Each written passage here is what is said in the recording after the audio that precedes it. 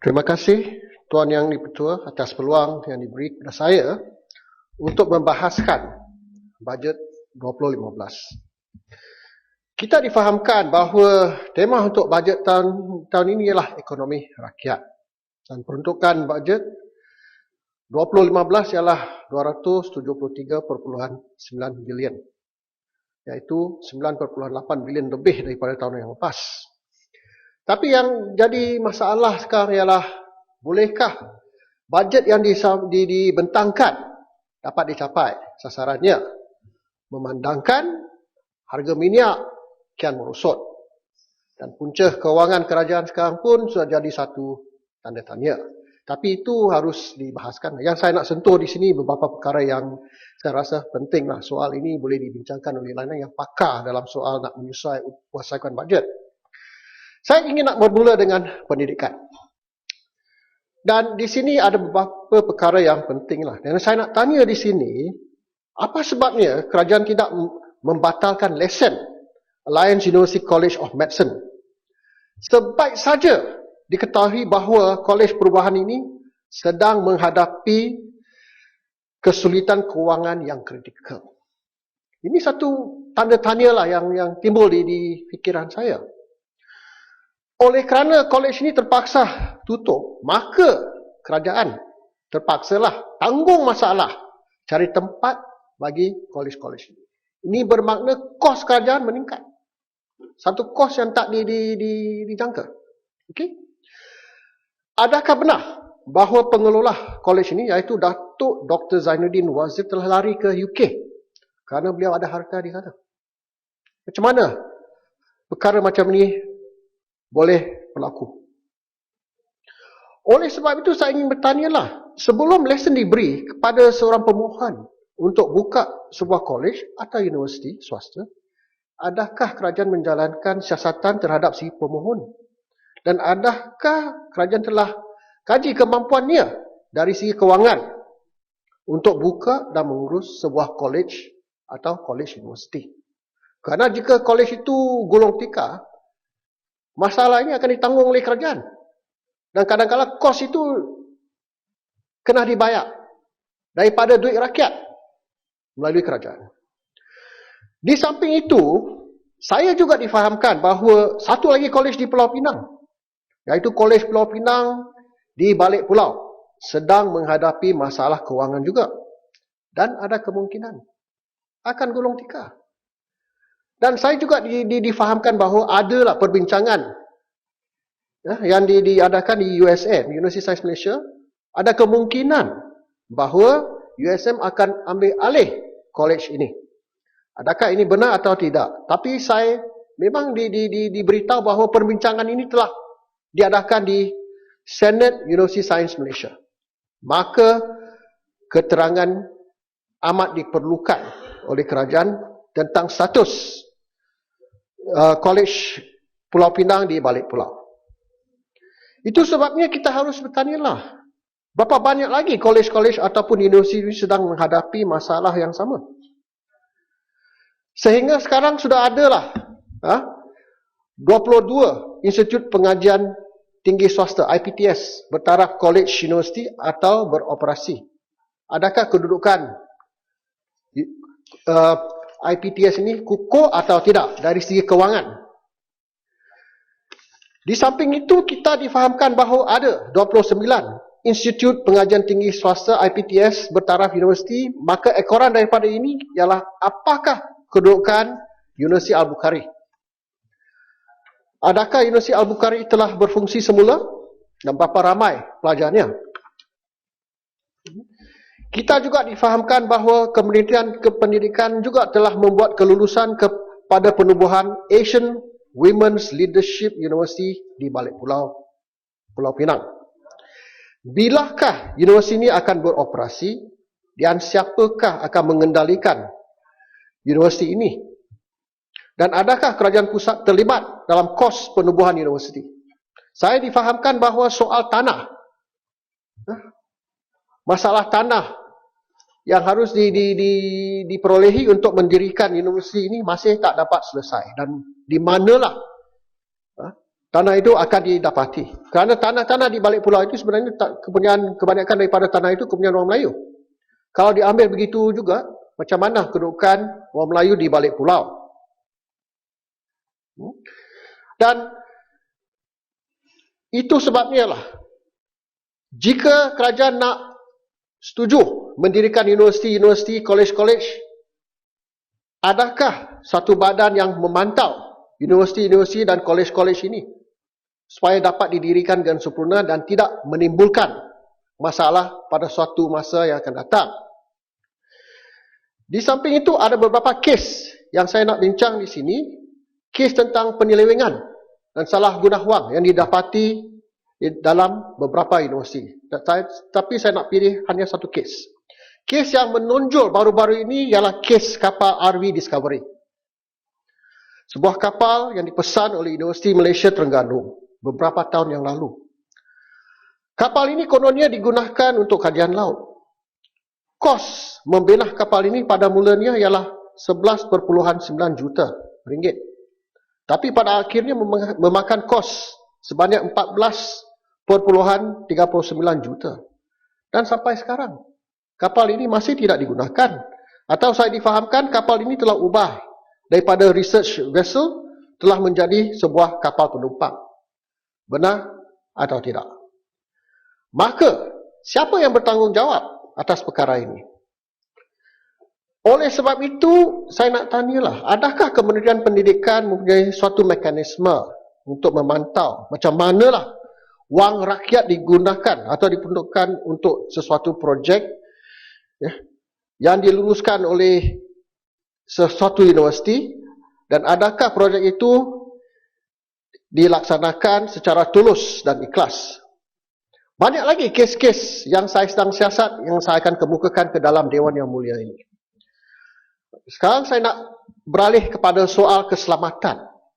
Dalam soal keselamatan, saya mendapati bahawa PDRM diberi wang peruntukan sebanyak 8.87 juta ringgit.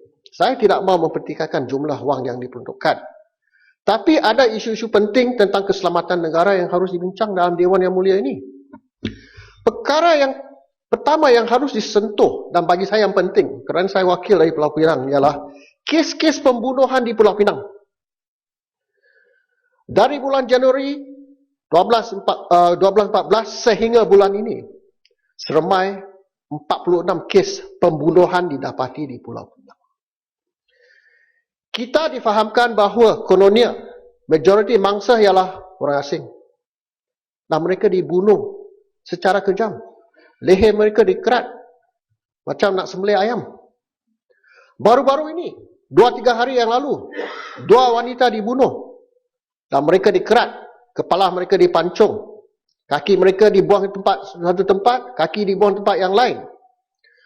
Identiti mereka sampai hari ini tidak diketahui. Maka saya nak tanyalah, apa sebabnya PDRM tidak dapat menyelesaikan kes-kes pembunuhan ini?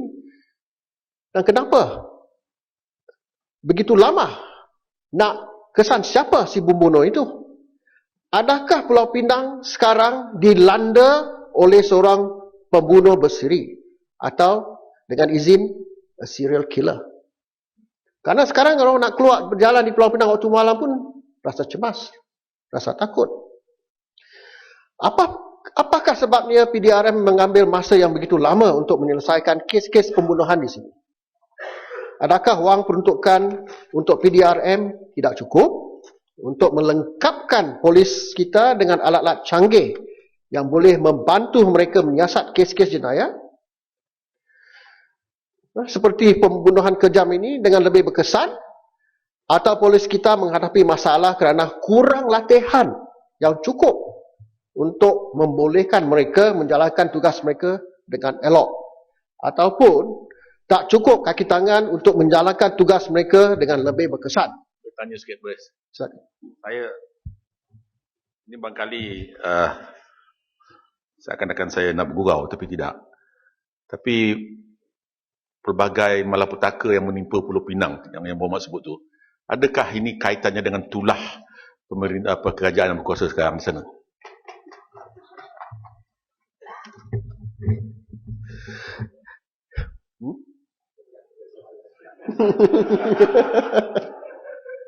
Yang tu jawapan tu tak payah saya nak bagilah. Nah, ini bukan satu perkara yang kita nak bergurau, kerana kalau orang nak keluar waktu malam nak jalan, dia very frightened dengan izin. Takut nak pergi kerana keselamatan mereka tak terjamin.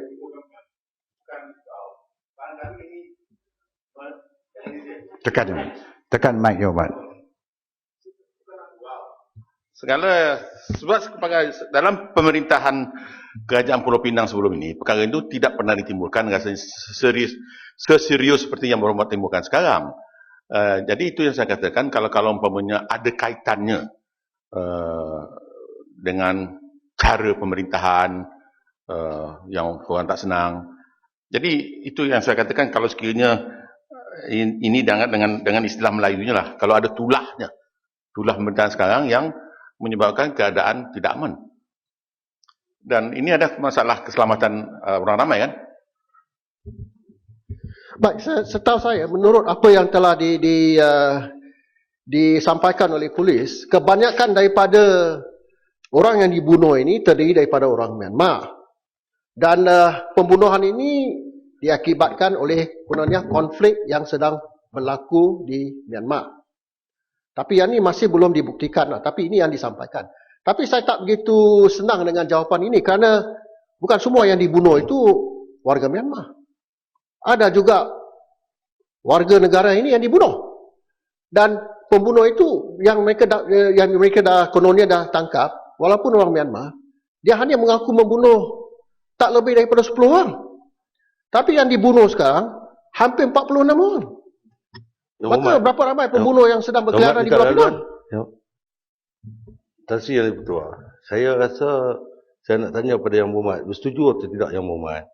Kalau kes pembunuhan yang macam ni, saya rasa di seluruh Malaysia, bukan kerana Myanmar ke apa, saya rasa kerana EO itu ditarik balik. Sebab sekarang ni memang penjenayah berluasa. Sebab nak tahan bawah EO dah tak boleh.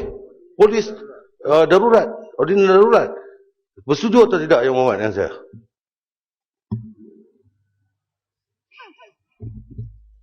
Saya memang tidak setuju dengan emergency ordinance itu, dengan izin. Memang saya tak setuju. Kerana yang saya mendapati, kalau polis buat kawalan mereka dengan lebih berkesan, lebih efektif, mungkin dapat menyekat kes-kes pembunuhan ini. Kerana kalau nak tengok polis di Pulau Pinang bukan memang susah, macam sudah jadi satu binatang yang pupus. That is the whole problem. Bentar lalu. Jadi Yang Berhormat, adakah maksud ayat Yang Berhormat itu, Yang Berhormat meletakkan segala kesalahan atas apa yang berlaku hari ini atas kealpaan dan kesilapan pasukan polis? Saya tidak salahkan polis. Saya fikir polis memang kerja.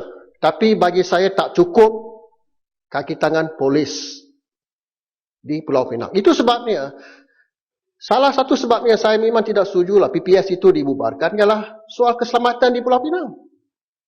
Sebaik saja PPS itu dibubarkan, pembunuhan ini meningkat. Ini yang jadi masalah. Yang Berhormat, boleh tak Berhormat pergi ke poin yang lain? Okey. Kerana kes ni saya rasa dalam siasatan polis yang begitu rapi. Belum selesai lagi. Penyiasatan perlu dibuat. Jangan buang masa. Pergi masa poin yang lain. Baik, selain daripada kes pembunuhan ini, ancaman yang lain ialah soal kad pengenalan palsu, pasport palsu, dan sekarang lebih elok lagi, wang palsu Malaysia yang sudah dikesan dan didapati di negara ini.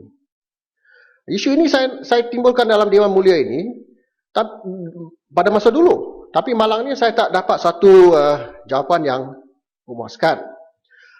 Kerana bagi saya lah, begitu banyak pasport palsu, kad pengenalan palsu dan duit palsu yang didapati sekarang. Ini semua berpunca daripada sindiket-sindiket yang didapati di negara ini ataupun di luar negeri. Mungkin aktiviti mereka atau mereka pun masih belum dikesan. Tapi kalau kita dah hilang lebih daripada ratus-ratus ribu IC yang didapati sekarang yang palsu, mesti ada sedikit yang mengedarkan ini. Dan saya harap perkara ini tidak dipandang ringan. Kerana jika kita tidak bertindak terhadap pemalsuan kad pengenalan, pasport dan wang ringgit negara ini, kita akan menghadapi masalah yang besar tak lama lagi lah. Baik, walaupun dalam bajet negara, jumlah wang yang diberi telah meningkat. Dan kita mendapati banyaklah kementerian-kementerian diberi wang tambahan. Tapi satu masalah yang serius yang harus kita mengatasi ialah ketirisan kewangan. Ini masih didapati. Dan jika kita rujuk kepada laporan audit, kita mendapati bahawa Kementerian Pertahanan misalnya telah membayar 21 juta ringgit pada pesara tentera yang meninggal dunia antara tahun 2011 sehingga tahun 2013. Perkara ini sebenarnya dengan izin should not have happened, tapi telah terjadi. Dalam program BRIM, kita difahamkan bahawa kerajaan telah bayar 490 juta ringgit lebih. Ini banyak duit. Hampir 4,6 bilion. Ini satu perkara yang tak boleh dipandang ringan.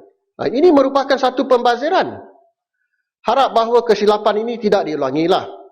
Dan kalau kita rujuk kepada Kementerian Kesihatan, yang jadi... Dan saya bagi laluan kepada Dr. Ashraf dulu.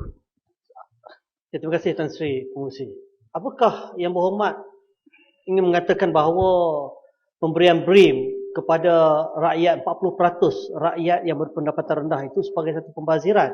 Walhal yang ramai juga yang menerima BRIM adalah penyokong-penyokong dan juga pemimpin-pemimpin parti daripada Yang Berhormat.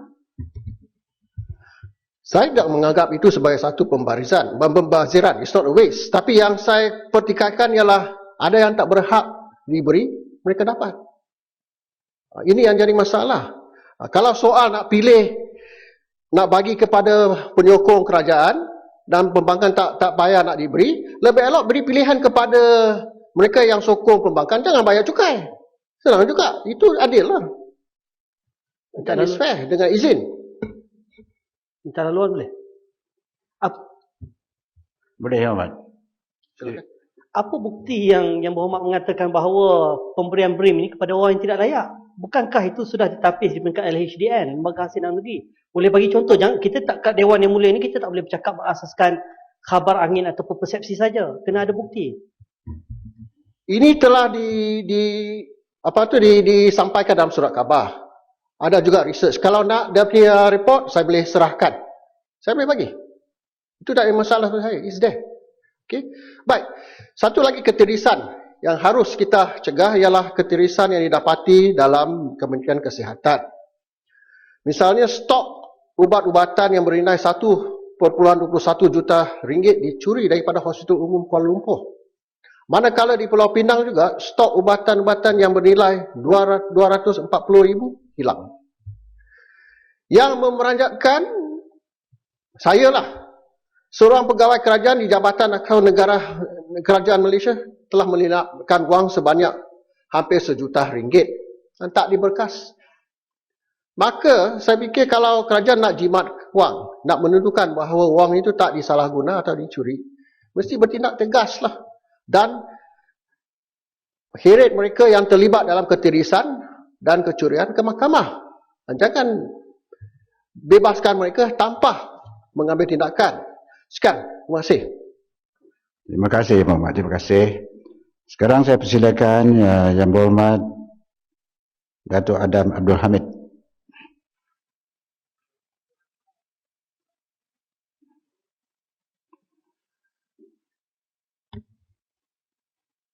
Terima kasih Tan Sri Yang di-Pertua. Assalamualaikum warahmatullahi wabarakatuh. Waalaikumsalam. Saya meneliti bajet yang bertajuk Ekonomi Keperluan Rakyat, dibentangkan oleh Yang Amat Berhormat Perdana Menteri selaku Menteri Keuangan dan tadi diulas semula oleh Timbalan Menteri Keuangan.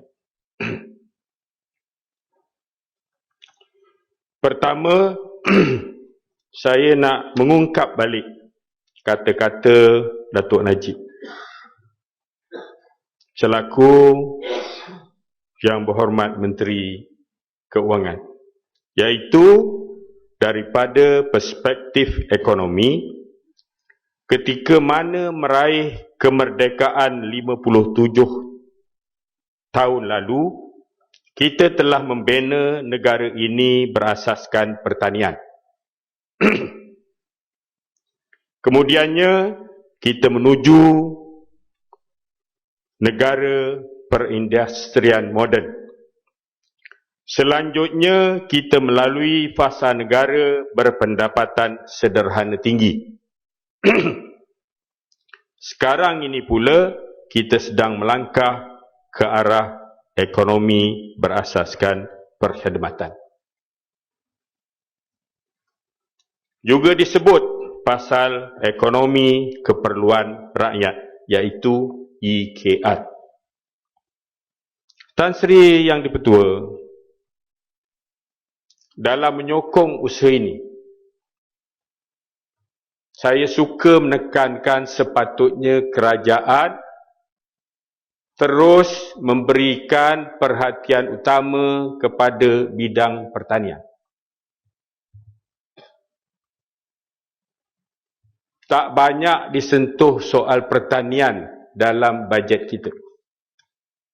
Kenapa saya kata begitu? Pertama, rata-rata ahli yang berhormat dalam Dewan ini pun daripada sektor luar bandar. Penduduk negara kita pun lebih daripada separuh tinggal di luar bandar dan bergantung hidup dalam sektor pertanian. Seharusnya nasib mereka dibela.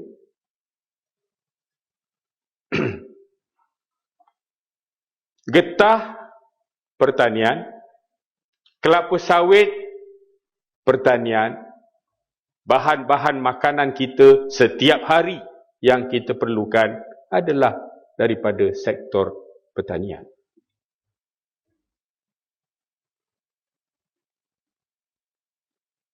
Tan Sri Yang Dipertua,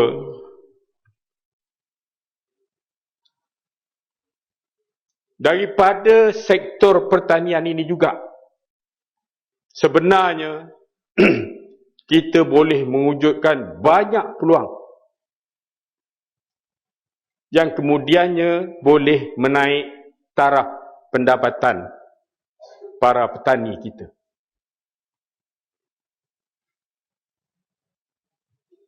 Seharusnya kita ada satu pendekatan yang inklusif seperti yang disebut oleh Perdana Menteri mengenai sektor pertanian ini. Saya ambil satu contoh. Katalah industri makanan ringan. Sekarang ini apa yang berlaku di negara kita ialah siapa yang minat, tanamlah misalnya ubi dan pisang sendiri, kemudian buat keripik. Di segi pemasaran, akhirnya katalah dekat Pekan Rabu, Alustap. Tidakkah boleh kita pergi jauh daripada itu? Tentunya boleh. Misalnya, apa yang telah dilakukan oleh sekumpulan orang di Pekan Air Hitam Johor. Iaitu mereka kelompokkan satu kumpulan menanam sahaja. Dan di segi pengeluaran sentiasa ada. Ubi, keladi, pisang, labu, pelbagai. Satu kelompok lagi memproses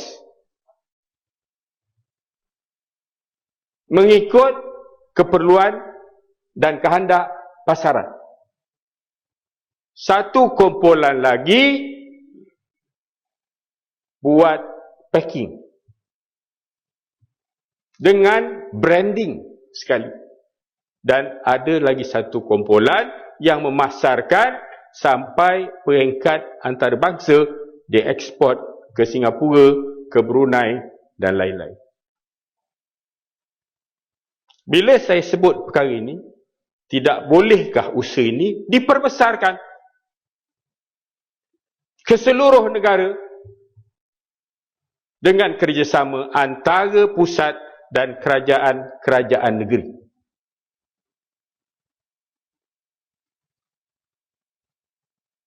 Dan bolehlah akhirnya misalnya kita naik mas daripada kacang yang kita import daripada China, boleh misalnya keripik pisang ataupun keripik ubi of high quality dengan izin.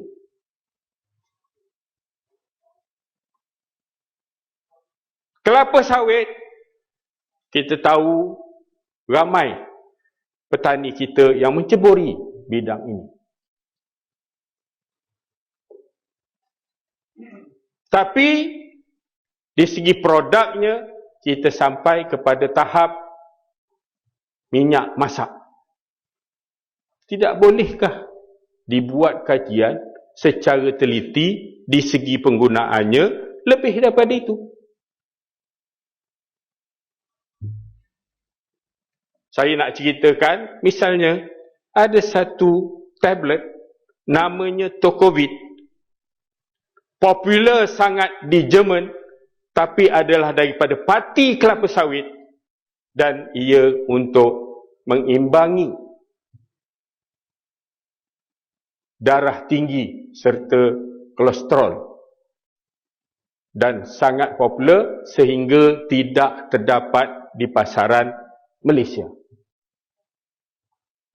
Getah misalnya, kegunaan selama ini yang kita tahu ialah untuk sarung tangan perubatan dan kemudian dicampur dengan getah sintetik untuk tayar.